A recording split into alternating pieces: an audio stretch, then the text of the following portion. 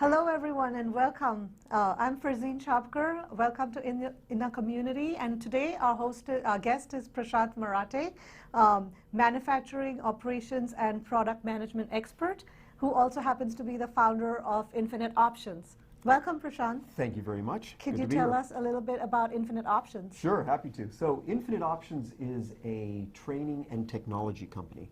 We spend a lot of time training people in terms of technology aspects, how to work in teams, how to be an individual contributor. And then we work on a variety of interesting technological projects. So that's what we kind of do. Okay, great. I have a lot of training and technology questions, but Sure. I'll hold that for a little while. Okay.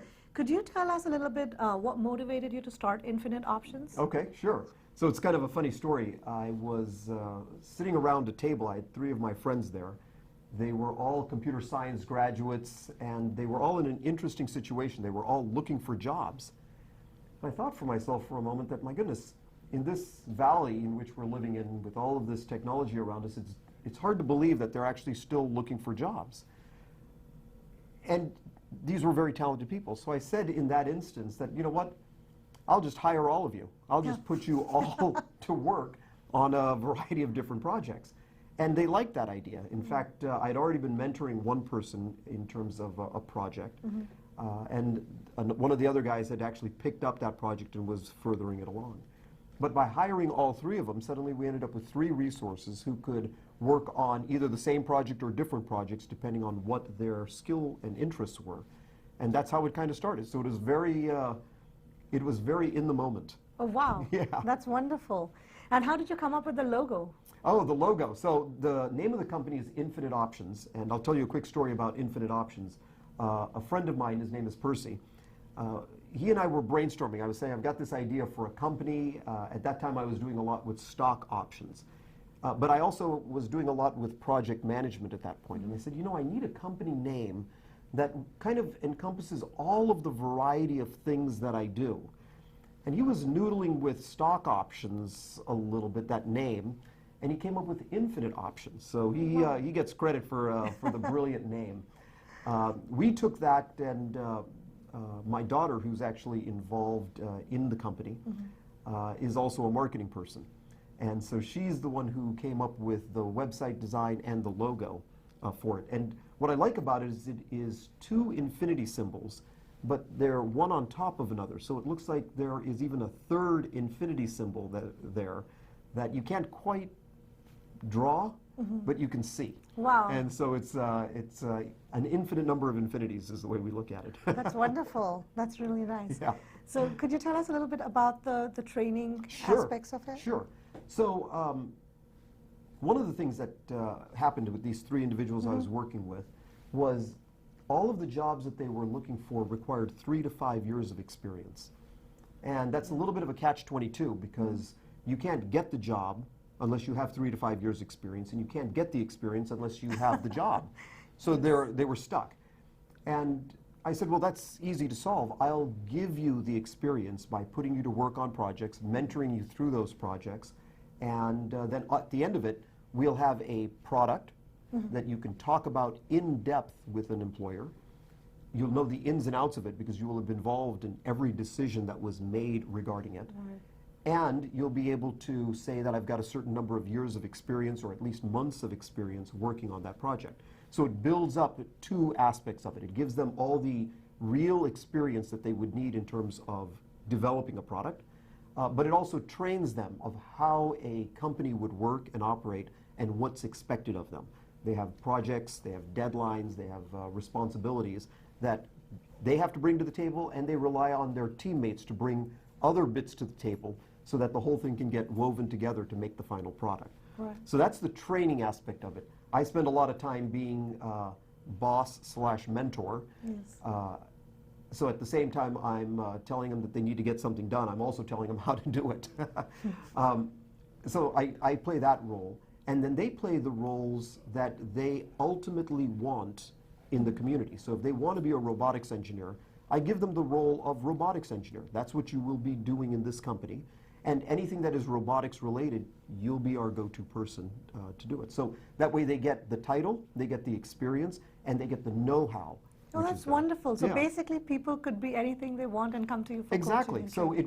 it works two ways. They can be doing it for their first job, or if they're trying to do a job transition. One of the guys who's working with us right now, he's an engineer. His degree is in engineering management. But he wants to move away from the core engineering and be more of a project manager. So what he's done is he's taken on the role of project manager for one of our projects, and I'm coaching him on how to be a project manager, and he's now the one responsible for setting up the meetings, going and getting the updates with the engineers, piecing the plan together, and then presenting that at the team meetings. Interesting. Yeah, so he gets that experience. So it helps people who are trying to develop a core skill or trying to switch into a new skill. Oh, that's wonderful. Yeah, it's good fun. Yeah. Prashant, would you mind talking a little bit about your current projects? What are you working on? Yeah, absolutely. Yeah. So we've got 4 different projects which are kind of going on. Some are related, some are just independent. The one that has probably made the most progress is a meal ordering app. Right now there are a lot of different ways that you can order food from restaurants, and the restaurant food can be delivered to you. But there's another group of the community that doesn't necessarily want restaurant food all the time. Oh, yes. It's not necessarily healthy all the time. It's not exactly what they want. So there is a growing movement of people who are cooking food out of their own kitchens and making extra that could also be then sold to others. So, for instance, you might live on a street and you've got a variety of different people who live on that street, and one of them might be cooking some ethnic food that particular day and could post it and say, you know what, I have made 6 of these meals, so 6 of them are available for sale. And you could see that on an iPhone app or an Android app. You can look and say, okay, I'd like one of those, and you can order that. Wow. And then we can arrange for some sort of delivery or pickup so that that meal can make its way to you. Oh, good. That way you get home-cooked meals. You pay just as if you were going to a restaurant. Right. And the community members are able to generate some additional income. In some senses, they could pay for their own dinner by making extra and selling Yeah. it to their neighbors. Right. So that's the app that we've probably brought the furthest. Okay. And it required a team of 3 different engineers, people who were worrying about the back end where the database is stored, the front end, which is the mobile application, and also a web-based component where the kitchens, the people who are making the food interface, upload the images to the web. It goes to the database, and then the database then projects those images onto the mobile phone so that you have real-time updates that way. Wow. Yeah, so that's one project. I'll mention 3 other projects that Right. are ongoing. One of them is a chatbot related to the meal ordering app. So there will be customers, and they will inevitably have questions. They'll be asking, where's my food? Or they'd like to file a complaint, or they'd like to compliment the chef. Yeah. A lot Or of find that, ingredients. or find basically. ingredients, yeah, would what's work in with this them. thing? Yeah. They'll have some basic questions. A lot of that information can be supplied without having to disturb the kitchen owner or having to have a human interface with them. If we can create a database of answers, then as the community members are asking questions, the answers can be rendered. So we're structuring a chat bot whereby people can put in their question. The chat bot will then go and look at similar questions and present an answer. Yeah. And then the community member can look at it and say, okay, that answered my question, thank you very much, or no, I still need more information. And if they still need more information, we can ultimately get someone on the phone for them. But if we can answer their question without a lot of effort, Yeah. more is the better.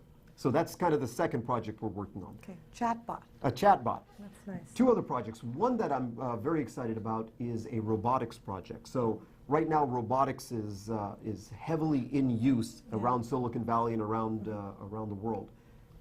In fact, one product that I bought is a camera which can sit, and if you have, for instance, someone who's a skateboarder, the camera can track the skateboarder. Wow.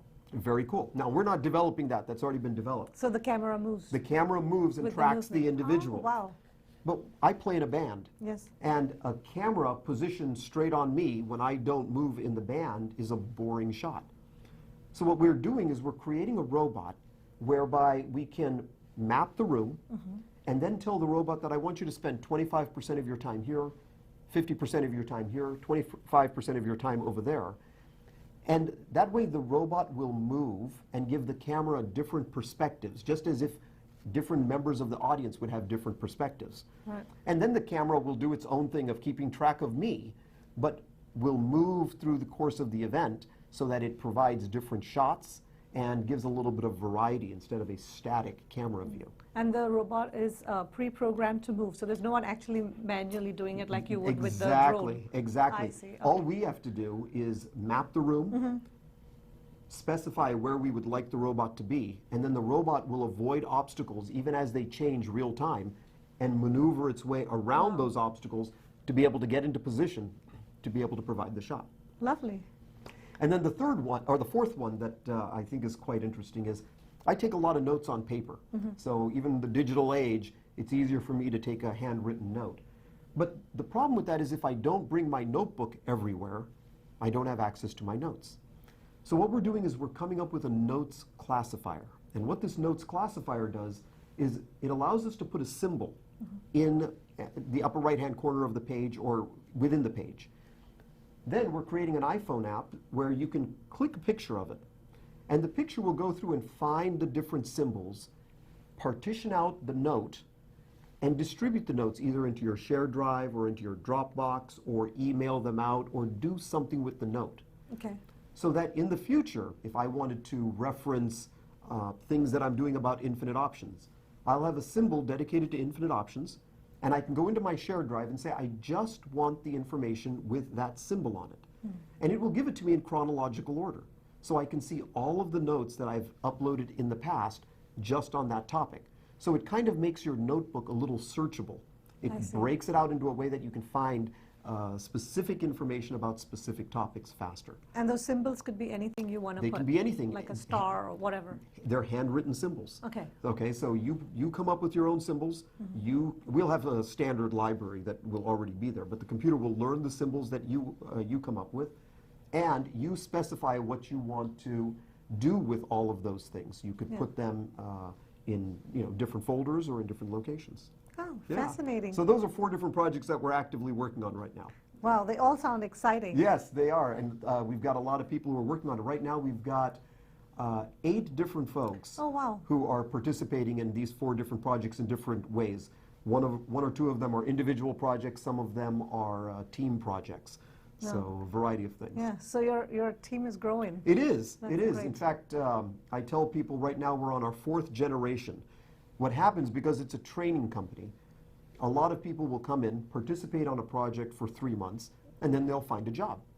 So then they transition out of the project, and someone else will transition into the project. So far, from when we first started, the first group of people that I mentioned at the beginning, they've graduated.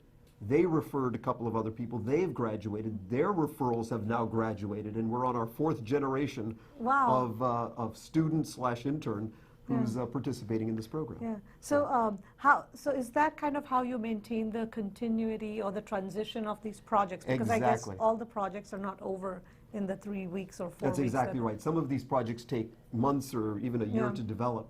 So how does I'm- that transition happen? Yeah, so I'm more of the continuity of it, and depending on when people get jobs and when they move out, other team members may also be there to keep the continuity going.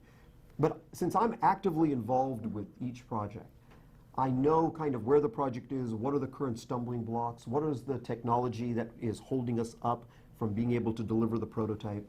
And as other people join, depending on their skill sets and interests, they'll get assigned to a project and we'll start working on that particular thing. Yeah. I love it. Yeah, so it's a lot of fun. I haven't seen a lot of that happening out in the Bay Area or anywhere really, because it takes a lot of time to kind of set it up and keep the thing moving. That's true. But it's extremely gratifying Yeah. when people come in and then they talk about what they've learned at the end, and then they go on and get a great job and move forward. Yeah, So it's yeah. good fun. Oh, that's great. Do you have any success stories that you can share with us? Yeah, absolutely. So I'll mention a couple. One of them was an individual who came in looking to do robotics and manufacturing engineering. So this individual was a mechanical engineer by degree, but wanted to move into robotics, and also wanted to move into embedded systems, and wanted to move into manufacturing. Now, they hadn't been a manufacturing engineer before, and they hadn't worked on a complex project before. So we started working on a drum beat project. And the idea with this is that you could put it on your drum kit, and as the drummer... Drums like the actual music? Actual music drums, right. Part of your band. Part of the band. and the problem is, when you're playing in a band, you'll play a song, and as soon as the song ends, the first thing everyone does is start complaining about the tempo. Oh, you played it too fast. And someone else will say, no, no, no, I played it too slow. And someone else will say, no, no, I was just right. It was just perfect. What this does is it's a little black box that you can put onto your drum head. And as the drummer is playing, it gives the drummer real-time feedback. Wow. So if the song is supposed to be played at 141 beats per minute, the drummer is beating the drums and can read it and say, I'm exactly at 141. And after the song is over, it stays at what the tempo was. Okay. So when everyone complains, he can pick it up and show it to everyone and say, I was playing it right, and put it back down. So that kind of ends a lot of the disagreements that take place. Yes. But what this did was it gave this engineer a whole bunch of experience designing a circuit board, designing a circuit, learning how to build the thing and test the thing. And that gave him just a wealth of experience that when he went into the interview, he was able to discuss all of that and impress them and say, see, I know all of the aspects. I know how we designed it. I know why we made those critical decisions. I know why it is this high and this wide because of the constraints that were in the system. And now he's a manufacturing engineer in the North Bay and is full-time employed and is making his living now as a manufacturing engineer. How fun. So it worked out very well. And we have this cool little product now that we Oh, the product is actually available? The product is still very much in a prototype stage. It works, but we haven't taken it out to market or anything like that. There's actually a competitor product that already exists and does that. Ours is still being developed and ultimately could make it to the market. Yeah. So this is your connection point or touch into the real world. That's right. That's right. I'll mention also that a couple of the other people who have graduated from the program have gotten jobs at Marvell. Another one has gotten a job at Palo Alto Networks. A couple of other people have gotten jobs in schools and communities, and someone just got a job at Amazon. So the network is growing, and the influence is starting to increase. Oh, that's beautiful. Yeah, that sounds great. Yeah. How can the community be involved in this? Yeah, absolutely. So, a couple of ways. Most people are in one of two areas. Either they are looking to learn, or they've already learned a lot. For those people who are looking to learn, it's a great opportunity to participate and be, I'll call it an intern. Be an intern in the program. Join, work on a project with other people, collaborate on a project with other people, and then ultimately learn how to take a project from the idea stage all the way through to making it a reality. Tremendous experience that way, and helps in the learning process. For those people who are already experts, people who have been doing this for a while, they can participate as mentors. So if they would like to join and maybe work with a group of 2 or 3 people, that's another way to participate. They can help people on projects that have already been defined, and now they're just going to help shepherd these folks through the process, help update things on a weekly basis, and then help report out to the rest of the team. So that's 2 ways the people in the community can participate. Oh, that's great. It can also be someone looking to transition into a different role. Absolutely. And before they actually do that to earn their living, they can see if there's any interest or how far they can take it. Exactly. And it's, like you say, it's a great way for them to get their feet wet and see, you know, before I spend 2 years going and getting a degree in this, do I want to do this? What's involved in doing this? Because sometimes what you study and what you physically end up doing are very different. And we're very practical. We're not spending a lot of time doing a lot of research. We're spending a lot of time putting products together and making prototypes so that we can go out and touch the real world. Well, Prashant, I love it. And how can the employers get in touch, or how can they support? Sure. So employers can participate in a couple of different ways. The first and most obvious is we've got a group of people who are very enthusiastic, who know the insides and outs of making a project, have been able to work their skill or craft and have developed something. So employers can very easily go to the website, which I'll give you in a minute, and find people who are working with us currently and hire someone if they want to. We also work as a temporary agency. So if people are looking for contractors, they can hire them from Infinite Options, Wow. and then we pass along the money to the employee ultimately. But the other way, which is sometimes a little more difficult for the employers to see, is if they have a project, an intact project, which they just need someone to work on, they can hand that project over to Infinite Options, and they can either pay us a fee or we can come up with some sort of arrangement whereby we can be working on that project for them. Okay. And that way, the interns are getting real experience working on a real project that ultimately is going to be used in a real environment.